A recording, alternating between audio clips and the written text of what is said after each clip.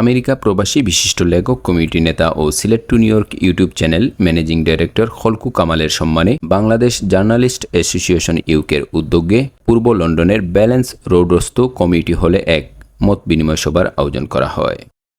সংগঠনের সভাপতি এম আবু তাহের চৌধুরীর সভাপতিত্বে ও প্রেস সেক্রেটারি মোহাম্মদ ইয়াউর উদ্দিনের পরিচালনায় অনুষ্ঠিত উক্ত সভায় প্রধান অতিথি হিসাবে উপস্থিত ছিলেন বিশিষ্ট শিক্ষাবিদ doctor Hasnat M Hussain MBE।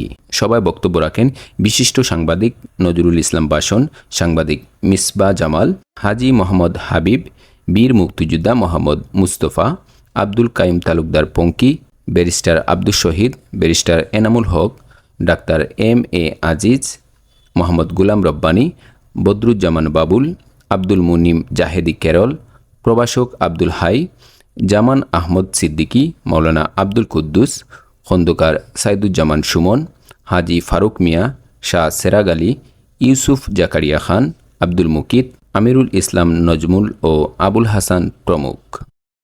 সভায় বক্তারা প্রবাসী বাংলাদেশি কমিটি ও সিলেট বিভাগের বিভিন্ন সমস্যা তুলে ধরেন এবং সিলেট বিভাগের 19টি সংসদীয় আসনের বিভিন্ন দাবি দেওয়া আদায়ে ক্যাম্পেইন চালিয়ে যাওয়ার জন্য ক্যাম্পেইনের খলকু কামালকে ধন্যবাদ জানান।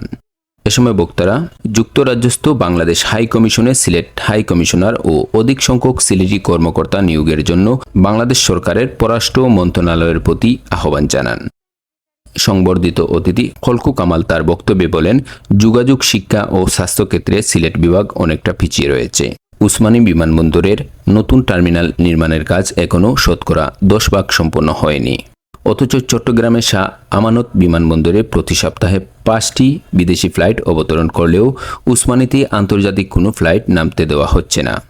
মৌলভীবাজারে এত আন্দোলন করার পরও সরকারি মেডিকেল কলেজ প্রতিষ্ঠা করা হচ্ছে না।